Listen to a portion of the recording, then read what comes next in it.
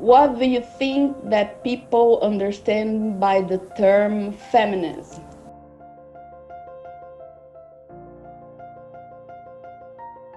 Well, it depends on the crowd, right? I used to work in a place it was full of older men that thought feminism was bullshit. A bunch of lesbians.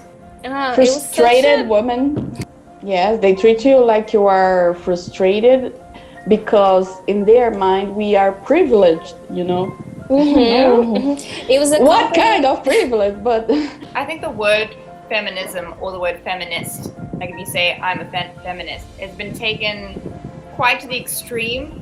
So a lot of guys especially will think a feminist is someone who thinks women should be on top of guys, you know, they should be more superior, we should kill the men or whatever. Men should be at home and all women should work.